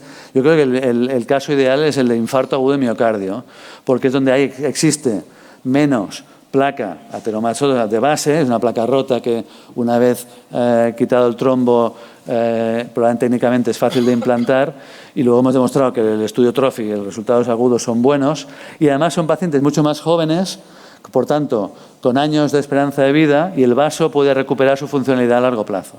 Pero esto es todavía una esperanza, una quimera. Pero a nivel agudo, para mí, técnicamente el nicho es el infarto agudo de miocardio. A ver, yo tengo una pregunta respecto a la trombectomía. Claro, los resultados que se han obtenido son conceptualmente difíciles de entender, ya lo has... pero claro, de alguna forma también los trials que demuestran que fallan es porque hacen sistemáticamente la extracción a todos los pacientes. Entonces, quizá los que se pueden beneficiar de la trombectomía son aquellos que tienen los trombos más grandes. Por tanto, lo que está pasando en la situación es que los resultados son negativos aplicando una técnica que no todos necesitan, y por tanto el posible beneficio queda compensado con el riesgo en pacientes que no necesitan de esta intervención. ¿Cómo ves tú? Porque parece un poco contradictorio que algunos de los grandes trombos que, por ejemplo, tú has podido obtener, no pase nada con que los empujes hacia la circulación distal. Claro. Entonces, de alguna forma, esto necesita aclaración. Sí. Está claro que el uso rutinario, que es lo que ha demostrado el estudio, el uso rutinario, se autoriza al paciente antes de entrar en la sala, es decir, sin conocer incluso la anatomía. Entonces, el uso rutinario no está justificado, porque no parece que a priori vais a abrir el catéter de trombectomía antes de utilizarlo. El catéter de trombectomía tiene varios problemas. Uno, que a veces no llega al sitio. Dos, que no aspira todo lo que debería aspirar. Es decir, no es la técnica lo que está en cuestión, sino a lo mejor el propio dispositivo que no hace el trabajo que debería hacer. Y luego, todos en práctica clínica, vemos casos en que si no haces trombectomía, sabes que va a ir mal. Por tanto, yo creo que al final ese espíritu clínico, ¿no? Ese olfato clínico es el que te hace utilizarlo en los casos que realmente es beneficioso. Aunque es verdad, y si aquí hacemos una controversia con la trombectomía, en estos estudios utilizados el subgrupo de pacientes de gran trombo, TIMI 4 o 5 de trombo, etc., tampoco se obtenía beneficio. Por tanto, pero todos en práctica clínica vemos esos casos en los que sabes que si no haces trombectomía no sales. El paciente se queda con el flujo no reflow, etc. Muy bien, pues muchísimas gracias y vamos a continuar. Bueno, muchas gracias a la sociedad, muchas gracias Lina, muchas gracias Luis. Como ya sé que el tiempo es justo, voy a hacer una presentación telegráfica y os lleváis un mensaje a casa con lo que yo creo que es más importante, y es que vamos a ver el impacto que tiene el tratamiento farmacológico, vamos a hablar de fármacos, en los problemas de la práctica clínica diaria en la insuficiencia cardíaca, especialmente, como veréis, en todo este tipo de escenarios. El principal, lógicamente, es el pronóstico de estos pacientes, y hasta ahora todos estábamos conscientes y tranquilos porque pensábamos que hacíamos el tratamiento óptimo mejor, basado evidentemente en el bloqueo neurohormonal. Pero sabemos que a pesar de hacer un tratamiento optimizado, la mortalidad podría llegar a ser del 50% o más. Es más, en el mejor escenario posible, que era el paciente con resincronización cardíaca, la mortalidad a los 6 años era del 40%. Por lo tanto, estamos delante de realmente un reto, y este reto, el año pasado, cuando hubo la presentación en el europeo, fue realmente una bomba desde el punto de vista informativo, porque realmente no esperábamos que un fármaco del cual yo creo que todo el mundo ya ha oído hablar y todavía no está en el mercado, que su nombre es LCZ696, pero os queréis acostumbrar al nombre comercial que será Entresto. Realmente este fármaco, que tenía una molécula que es sacubitril y otra molécula que era valsartán, sobre todo, se producía, por un lado, el bloqueo del sistema renina-angiotensina-aldosterona, pero por otro lado, por primera vez teníamos un fármaco que, activando, en este caso, la vía de los péptidos natriuréticos, lográbamos tener beneficios muy claros, especialmente desde el punto de vista de mejorar lo que es la vasodilatación, mejorar la hipertrofia, mejorar la fibrosis. Por lo tanto, este fármaco que se estudió en el Paradigm, y este realmente es un estudio que todo el mundo también ha visto su diseño, pero recordar 8.000 pacientes diseñados para analizar sobre todo desde el punto de vista, primero la respuesta a enalapril y después la respuesta también al LCZ, si realmente los toleraban, y a partir de aquí había una randomización al LCZ a 200 miligramos cada 12 horas y a enalapril 10 miligramos cada 12 horas. Este estudio que impactó y se hablaba del 20%, porque realmente redujo el 20% en muchos de los endpoints previstos, pero en el endpoint primario, que era la mortalidad cardiovascular o primera hospitalización, como veis, la reducción era del 20%, lo cual era inesperado porque estaba, lógicamente, hablando del cornerstone, la parte más importante de la insuficiencia cardíaca, que era el tratamiento con enalapril. La primera pregunta clínica que todo el mundo nos hace, dice, bueno, ¿a qué pacientes habrá que poner el CZ696? Pues la respuesta está muy clara, es los criterios de inclusión del estudio Paradigm, pacientes que estaban ya diagnosticados de insuficiencia cardíaca, pacientes que eran crónicos, que tenían clase funcional 2, por lo tanto ya eran pacientes sintomáticos, la fracción de eyección después de una corrección que se considera por debajo o igual al 35%, tienen, digamos, biomarcadores de insuficiencia cardíaca, en este caso por BNP, y pacientes estables, especialmente con el bloqueo neurohormonal y, sobre todo, a ser posible también con antagonistas del receptor mineralcorticoide. Y, por otro lado, son pacientes que no van a tener los criterios de exclusión, especialmente criterios de función renal, el filtrado glomerular por debajo del 30, o pacientes que tuvieran especialmente hipotensión, considerando una tensión sistólica por debajo de 100, y esto es lo que realmente podríamos decir como más importante de los criterios de exclusión. Por lo tanto, un punto claro en este tipo de fármacos sería ver realmente el impacto que tuvo sobre la seguridad. Y como veis, aunque el LCZ tuvo mayor síntomas, hipotensión sintomática de forma significativa, respecto al punto de perfil renal, había menos deterioro de la función renal a nivel del LCZ, había menos aumento del potasio de una forma claramente significativa, y un problema que se podía pensar que podía tener es que no hubo, por otro lado, el angioedema que se podía pensar en este tipo de fármacos. Por lo tanto, las novedades también que se han ido acumulando después de la presentación el año pasado han sido datos de la práctica real, y es a mi paciente con una edad a lo mejor elevada, también el fármaco puede ser positivo. Pues el análisis por edad, realmente en todos los segmentos de edad el fármaco muestra superioridad respecto a enalapril. Otro tema sería, ¿tengo que hacer la escala de titulación igual que el estudio o la puedo hacer más lenta? Esto, la respuesta la ha dado el estudio Titration, presentado recientemente en Londres, y que demuestra que una escalada progresiva, más lentamente progresiva, de diferente a 3 semanas versus 6 semanas, pues la de 6 semanas es igual de eficaz que las de 3 semanas, y por lo tanto podemos, si tenemos realmente un paciente más inestable desde el punto de vista de tensión arterial, podríamos hacer una titulación igualmente óptima del LCZ696. Y un tema muy interesante, porque es la respuesta a los biomarcadores.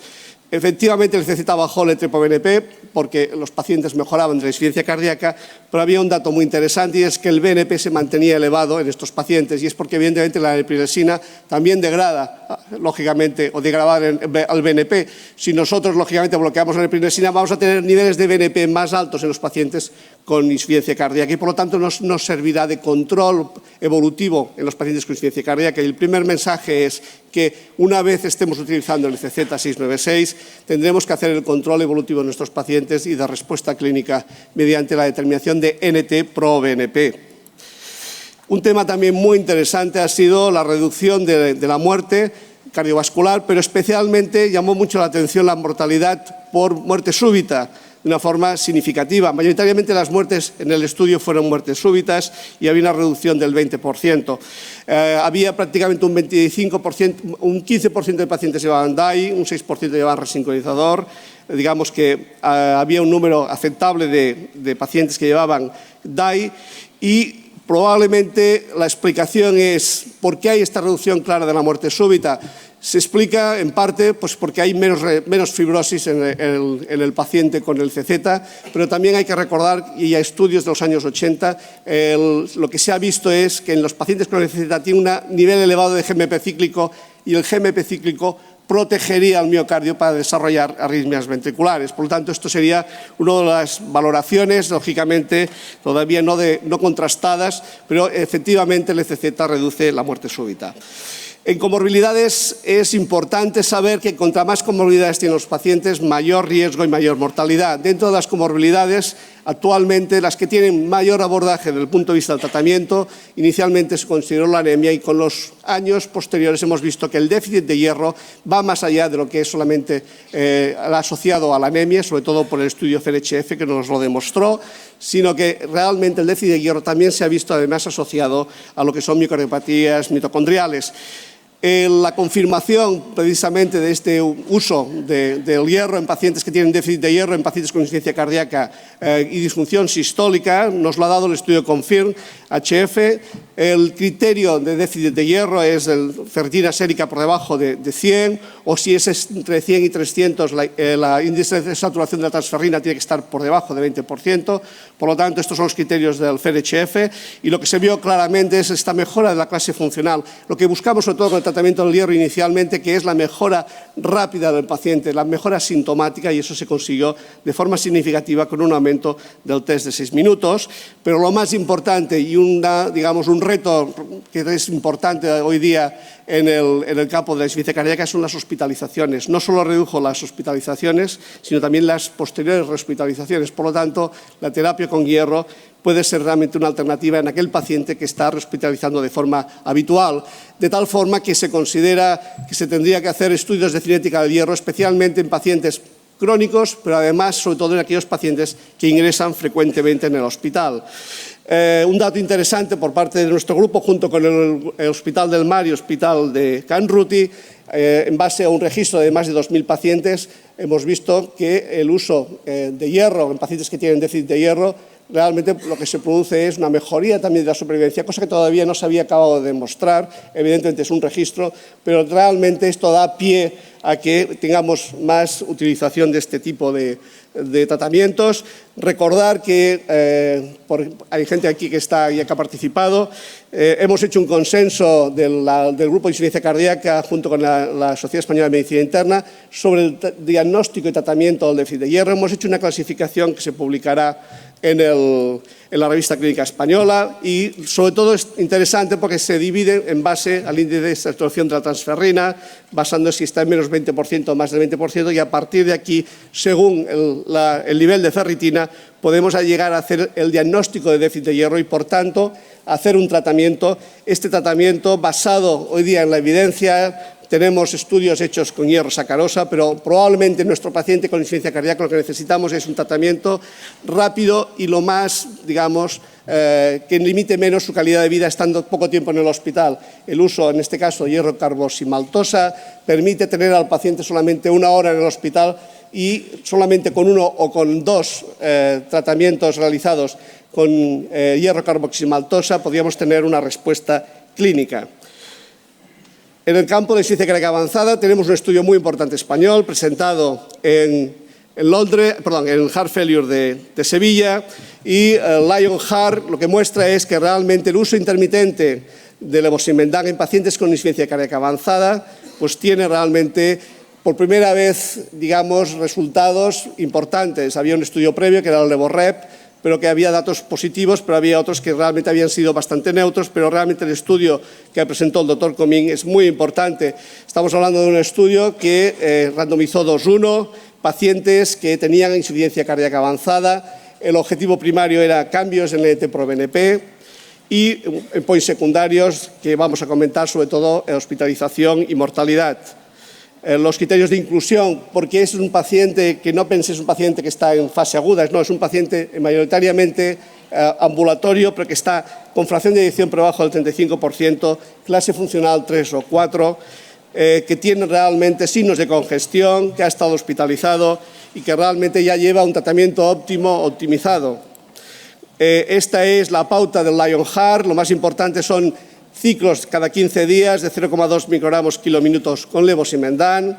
Lo importante era ver sobre todo la respuesta desde el punto de vista de los cambios de NT-proBNP. Y lo más importante también es ver cómo el perfil de estos pacientes, la mayoría clase funcional 3, pero como veis, NT-proBNP por encima de 5.000, test de 6 minutos por debajo de 300, es decir, pacientes con insuficiencia cardíaca avanzada, clara y evidente.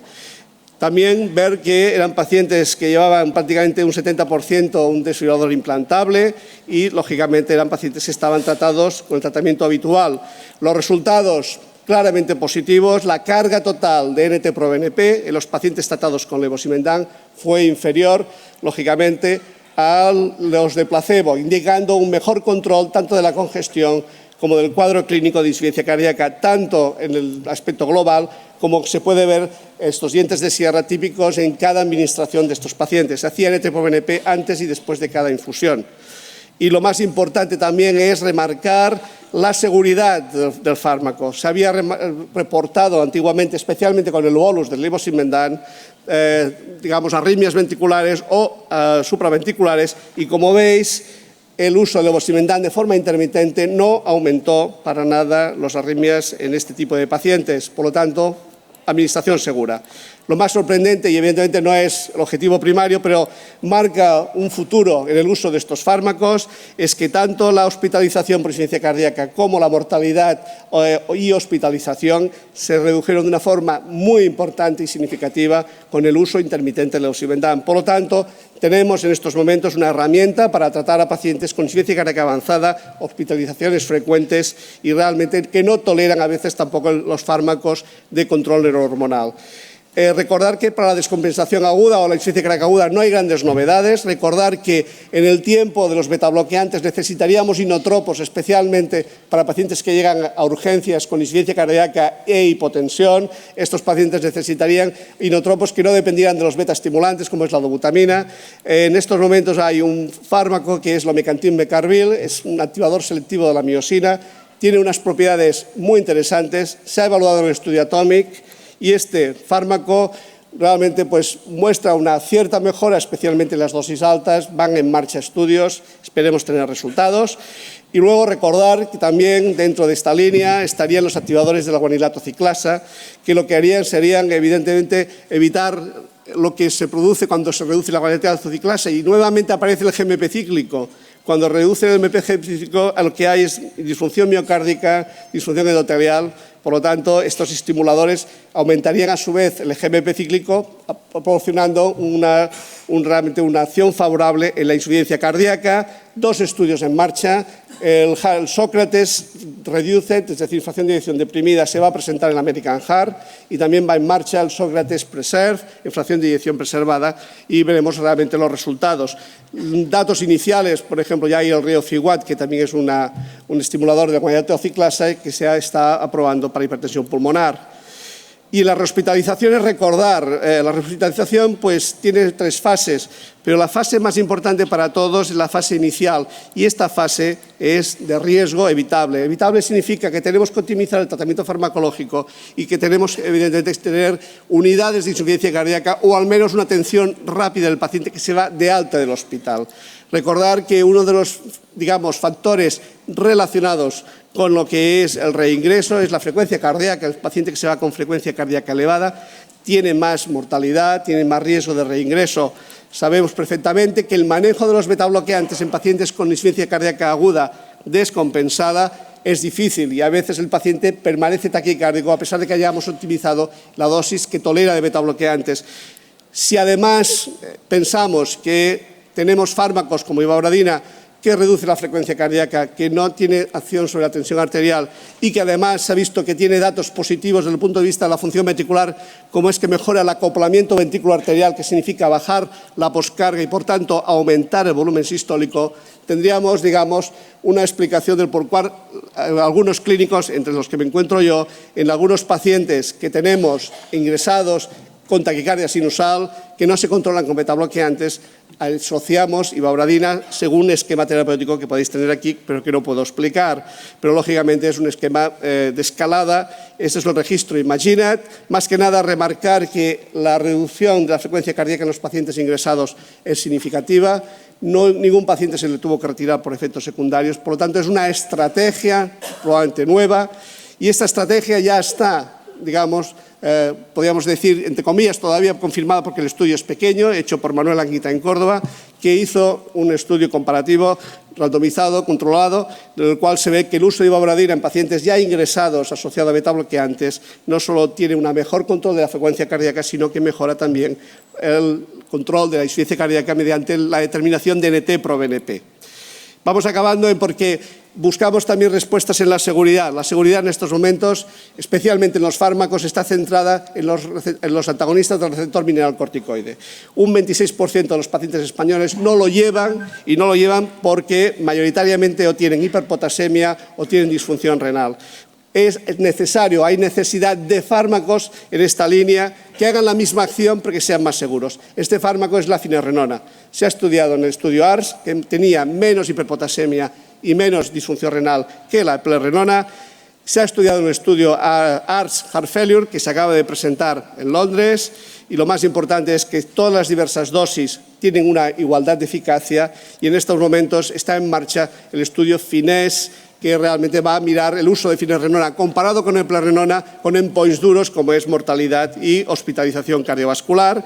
Y finalmente, no hay nada nuevo en la insuficiencia cardíaca con fracción de eyección preservada, pero yo defiendo claramente el uso de espironolactona, porque, como sabéis, el TOPCAT realmente fue neutro, pero cuando se analizaban las variaciones regionales, es decir, el uso de espironolactona en países como Canadá, Argentina, Brasil y Estados Unidos, fue muy diferente en resultados respecto a lo que fue en Rusia y Georgia. Pues a la espera del Paragon, que es el estudio del LCZ en fracción de eyección preservada, yo pienso que es lícito usar espironolactona o plerrenona en pacientes con fracción de eyección preservada.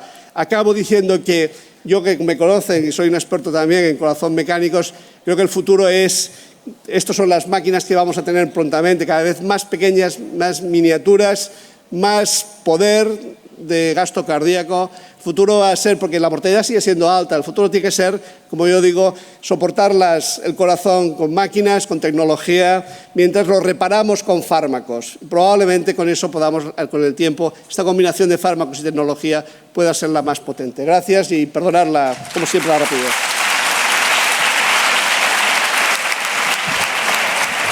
Muchas gracias, doctor Manito. ¿Alguna pregunta en la audiencia? Nada. Yo te pediría un comentario breve, porque hoy justo me parece que la FDA ha aprobado un nuevo fármaco para pacientes con hiperpotasemia, que permitiría utilizar también estos fármacos y a lo mejor amplía el espectro de pacientes los que podamos usarlo. Me parece que se llama patiranomero o algo así. Sí, es el Zirconium y evidentemente es uno de los fármacos que reduce el potasio. Lo tenía ahí previsto, lo que pasa es que como había demasiadas cosas, pero efectivamente es una de las vías... He visto que lo tenías previsto, digo, Nicolás no se va sin decirlo. No, seguro. ¿Pero te parece que puede ser útil para...? Puede ser útil precisamente por este motivo, porque realmente se presentó también en la Heart Failure de Sevilla y los resultados son magníficos. Muy bien, muchas gracias. Pues nada, damos por finalizado esta sesión. Muchas gracias. Bueno, realmente el tratamiento de la cardiopatía isquémica, en lo que se refiere a fase aguda y fase crónica de prevención, en los últimos 30 años ha dado un cambio extraordinario. Hemos asistido a un montón de estrategias nuevas, desde la creación de las unidades coronarias, los desfibriladores, el tratamiento antitrombótico, los beta-bloqueantes, los trombolíticos y, como no, los antiagregantes. Primero aspirina, después el clopidogrel, tienopiridinas y después los antiagregantes de nuevas generaciones que evidentemente han cambiado el panorama del tratamiento de los síndromes coronarios agudos y del tratamiento en prevención secundaria, ¿no?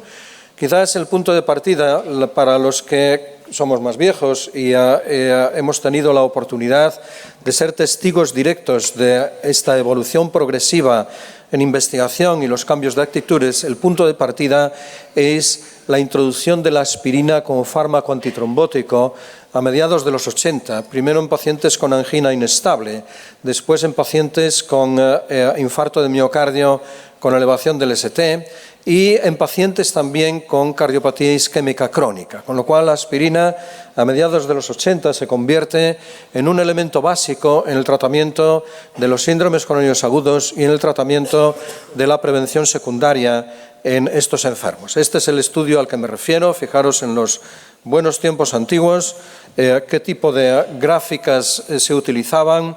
Desde el principio hay una reducción directa de la mortalidad y lo que se conseguía era muchísimo más de lo que hay hasta ahora. La evolución que ha habido en estos 20 o 25 años o 30 años ha sido la introducción de la aspirina, después hemos pasado a añadir clopidogrel a la aspirina, después la evidencia va por la utilización de aspirina y inhibidores de otros receptores de las plaquetas, los P2Y12, y probablemente el reto futuro, que ya está en marcha la investigación, es la de retirar a la aspirina porque hay fármacos que son más efectivos y más potentes, ¿no? Con lo cual, pues la historia todavía no ha terminado, pero la charla de hoy es de doble antiagregación plaquetaria, cuánto tiempo y en qué. Y uno cuando revisa la literatura ve que hay un montón de estudios diferentes, completamente distintos, de corta duración versus de larga duración, en síndromes coronarios agudos o en prevención secundaria, estudios relacionados con la trombosis del stent o estudios relacionados con otro tipo de estrategia en enfermos sin stent.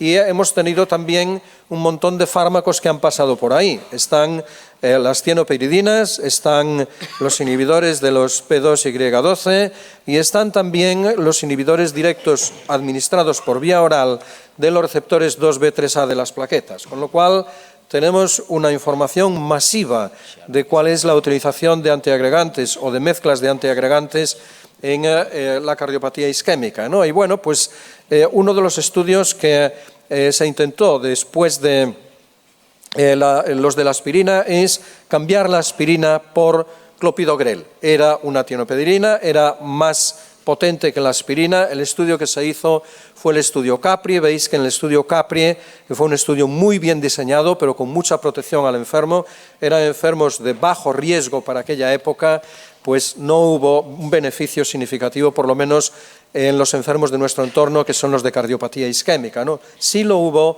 en los enfermos con enfermedad vascular periférica. Pero el intentar cambiar la aspirina por clopidogrel no fue efectivo. Lo que realmente nos convenció para utilizar clopidogrel fueron los estudios CURE y el estudio, sobre todo el estudio CURE-PCI, en donde pues, se ve que hay un beneficio de añadir clopidogrel a la aspirina, de utilizar doble antiagregación, y este beneficio se prolonga por lo menos durante 9 meses o un año, con lo cual las guías cambian en este sentido y después de un síndrome coronario agudo hay que utilizar doble antiagregación en todos los enfermos. Se vuelve otra vez a desafiar el estudio en prevención secundaria o el empleo de doble antiagregación en prevención secundaria. Está el estudio CARISMA y el estudio CARISMA, pues quizás en los enfermos que habían tenido un infarto, bla, bla, bla, pero como veis no hay mucha uniformidad en los resultados en distintos grupos y es un estudio que fue negativo, con lo cual la utilización de doble antiagregación en prevención secundaria con clopidogrel y aspirina pues no es muy llamativa. Y esto se debe probablemente a que la respuesta antiagregante de tanto de la aspirina como de las tienopiridinas es muy variable. Hay enfermos que son muy respondedores, hay otros enfermos que son menos respondedores, hay enfermos que no responden, que no se antiagregan, ¿no? Con lo cual pues están las estrategias de cambiar las dosis, medir la antiagregación, pero pierde un poco de gracia, sobre todo en prevención secundaria y sobre todo cuando tenemos otras opciones terapéuticas. Y la falta de respuesta a la antiagregación tiene un impacto clínico. Este es un estudio bastante demostrativo, aunque de pocos enfermos. Veis que cuanto mejor es la antiagregación, la respuesta antiagregante con las tienopiridinas o con la aspirina, mejor es la evolución del enfermo, menos episodios coronarios tiene, con lo cual el que el enfermo responda a la antiagregación es un aspecto importante. Lo siguiente que se investigó fueron los inhibidores de los receptores 2B3A en el contexto de la prevención secundaria, después de los síndromes crónicos agudos, y la investigación aquí fue un desastre. Fueron casi 100.000 enfermos incluidos en distintos estudios para tener que concluir al final no utilizar este tipo de fármacos, y es muy interesante el ver por qué fallaron, pero me parece que esto es otra historia, en este momento no tenemos tiempo. Pero simplemente lo pongo para que veáis que la investigación en este campo ha sido extraordinaria por buscar nuevos fármacos antiagregantes, ¿no? Y por fin tenemos más recientemente 2 fármacos antiagregantes, que son los inhibidores de, bueno, más, pero los más importantes en la doble antiagregación de la que estamos hablando, y sobre todo en el contexto de la cardiopatía isquémica crónica, son el estudio Plató, o a largo plazo son el estudio Plató, en donde con ticagrelor veis que hay una disminución de la mortalidad cardiovascular y una disminución del infarto de miocardio en comparación con clopidogrel, con lo cual yo creo que este estudio, junto con el Tritón, los dos son comparados con clopidogrel, cambian un paradigma, y es que después del síndrome coronario agudo, ese año que tienen que estar los enfermos con antiagregación, de acuerdo con las guías, es por estos estudios, debería de ser con nuevos antiagregantes y no con clopidogrel. Si vamos a cambiar de stents porque hay un poquito de mejoría, aquí hay una reducción de la mortalidad. Con lo cual yo creo que no hay ninguna disculpa para seguir utilizando clopidogrel en lugar de los nuevos antiagregantes cuando tenemos una evidencia de beneficio que es inequívoca. Así que, bueno, pues ahí tenemos una tarea que es nuestro problema, ¿no?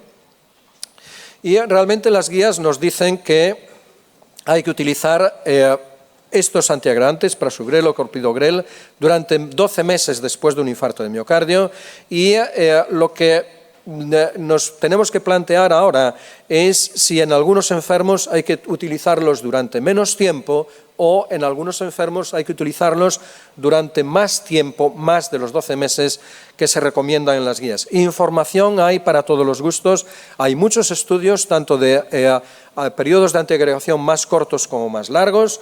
Quizás por sentido común, más cortos es en los enfermos que tienen mucho riesgo hemorrágico y en los enfermos sobre todo que tienen necesidad de anticoagulación para prevención de episodios embólicos, por ejemplo, el enfermo que tiene una prótesis, que ha tenido una embolia reciente, que tiene un trombo intracoronario, o incluso a lo mejor el enfermo que tiene fibrilación auricular, ¿no? Y a lo mejor no, seguro también, ¿no?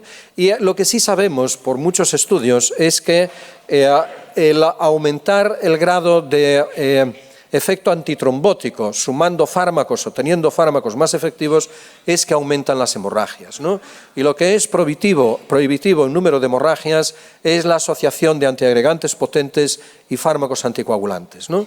Y en este sentido, además, no tenemos información sobre los anticoagulantes directos y los nuevos antiagregantes, con lo cual ahí ya hay una limitación, pero lo que hay que hacer es acortar el tiempo que el enfermo necesite estar con con triple terapia antiagregante y anticoagulante, ¿no? Con lo cual, bueno, pues es una oportunidad para reducir el tiempo de actuación de los fármacos. Las guías más recientes nos dicen que, bueno, pues a lo mejor en los enfermos que tienen muy alto riesgo de sangrado, que necesitan cirugía o que necesitan anticoagulación, el tiempo tiene que ser menor.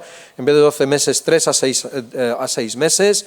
Hay más datos que probablemente nos indican que la antiagregación doble con la anticoagulación, la antiagregación doble se puede mantener durante menos tiempo, 1 mes o 3 meses, según el tipo de stent, y hay muchos estudios en donde se compara la antiagregación menos de 6 meses con antiagregación más larga, y como veis no hay diferencias significativas, excepto que hay menos hemorragias cuando la antiagregación es de menos duración, con lo cual tenemos información para utilizar fármacos antiagregantes en doble terapia durante menos tiempo del que está recomendado en términos generales, y hay mucha más investigación que está en marcha. Si os fijáis, hay investigación en distintos contextos, con distintos comparadores, distintos fármacos, y todavía no tenemos aquí la última palabra, pero ya sabemos que Hay casos en donde podemos hacer una antiagregación más corta si el riesgo de sangrado es muy alto,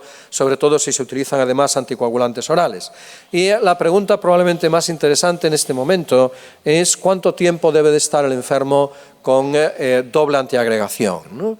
Y bueno, pues hay metaanálisis, este es un metaanálisis muy reciente y yo creo que es el paradigma del metaanálisis que no vale para nada, porque es mezclar situaciones clínicas distintas, de épocas diferentes y además con fármacos que no tienen nada que ver uno con otro.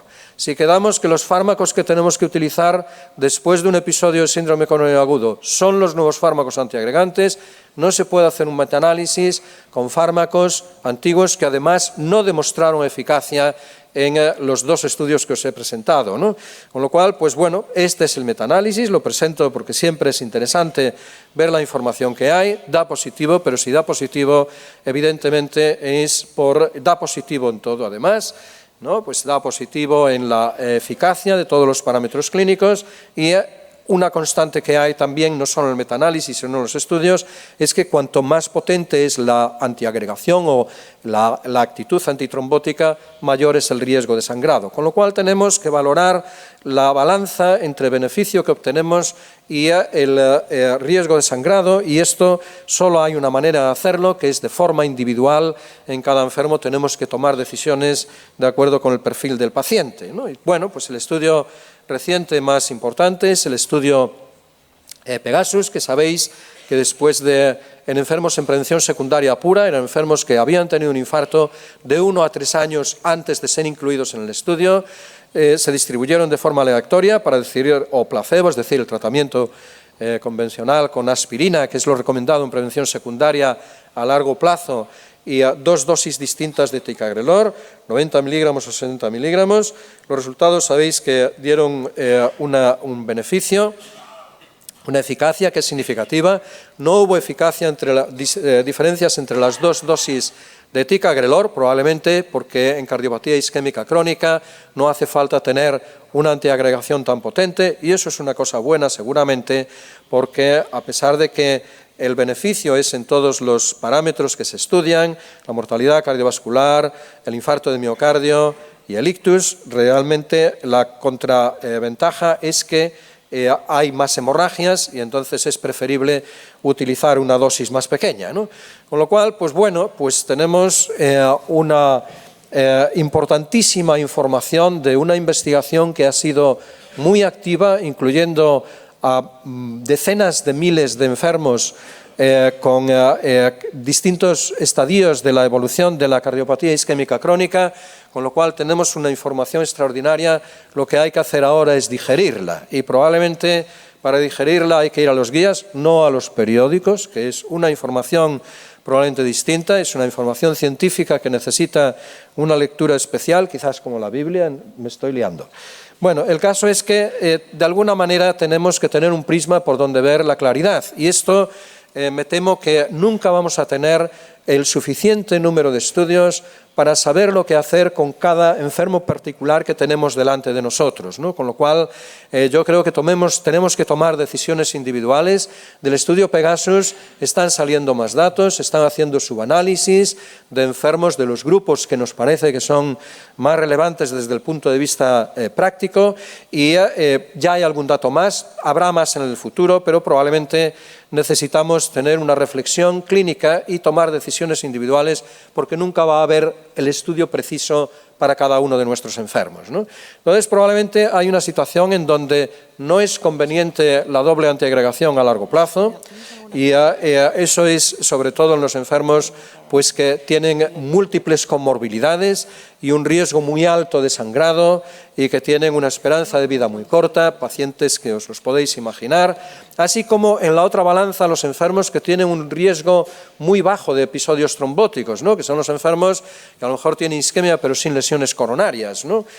O han tenido un infarto de miocardio que es por un episodio embólico. Pues en ese enfermo tendrá que haber una anticoagulación. Con lo cual hay un grupo de enfermos que clínicamente es bastante razonable evitar la doble antiagregación a largo plazo. Hay otros enfermos en donde seguramente el riesgo isquémico es mayor que el riesgo de sangrado, y en estos estaría recomendable el utilizar la doble antiagregación a más largo plazo. Aquellos son enfermos, por ejemplo, se me ocurre, los enfermos que repetidamente ingresan por un episodio de síndrome coronariano agudo, ya llevas 2 ingresos, 3 ingresos, 4 ingresos, llevas varias revascularizaciones y sigues teniendo periódicamente angina o episodios coronarios, con lo cual ahí no se trata solo de estar en una situación un poco desesperada, se trata de aprovechar todas las oportunidades que tenemos y una es la doble antiagregación. También están los enfermos en donde a lo mejor la revascularización no pudo ser completa, es subóptima, son aquellos enfermos a lo mejor también que no solo tienen la enfermedad coronaria, sino que además no logras controlar todos los factores de riesgo y ya sabemos que por el estudio Pegasus que los enfermos que habían dejado la doble antiagregación poco tiempo antes, tenían más riesgo de episodios trombóticos, con lo cual el enfermo que ya está antiagregado, la respuesta aquí del estudio Pegasus es que hay que continuar la antiagregación más tiempo. Este es justo un grupo de enfermos en donde tenemos algo de evidencia de que debe de ser así, ¿no? Y tenemos, por el otro lado, los enfermos en donde seguramente tendremos que utilizar la doble antiagregación en el menor tiempo posible, y ahí están los enfermos que tienen mucho alto riesgo hemorrágico, enfermos que tienen sangrados activos, enfermos que presentan sangrado durante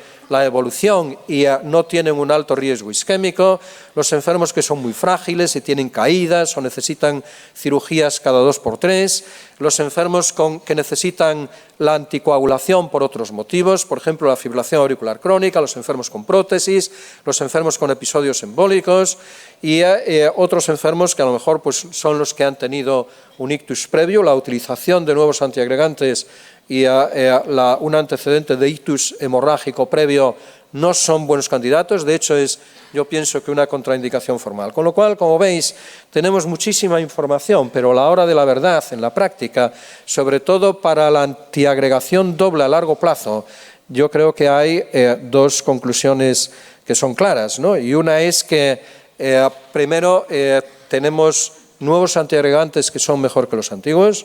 Lo segundo es que tenemos que valorar el riesgo-beneficio de nuestros enfermos y probablemente en el futuro todavía continúa la investigación y el próximo paso es ver si podemos arreglarnos con solo uno de los antiagregantes nuevos y no tenemos que seguir hablando de doble antiagregación plaquetaria. Gracias por vuestra atención.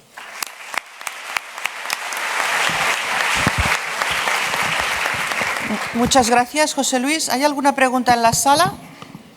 Yo no veo a nadie. A ver, ¿tenemos alguna de Twitter? Desde Twitter, ¿se oye? Sí. Sí. José Luis, ¿crees que está bien tipificado en la vida real el paciente Pegasus? ¿Hacia dónde se inclina la balanza? ¿Es cuestión de individualizar o podemos sacar alguna conclusión? Yo creo que a ver, ahí en el estudio Pegasus es un estudio positivo. Hay un beneficio clínico de la doble antiagregación. El problema es identificar los enfermos que tienen más riesgo hemorrágico para no utilizarlos en esos casos. Yo creo que lo he explicado ya bastante en la presentación, ¿no? Bueno, muchas gracias. A ver, yo creo que también le haría otra pregunta al doctor López Sendón.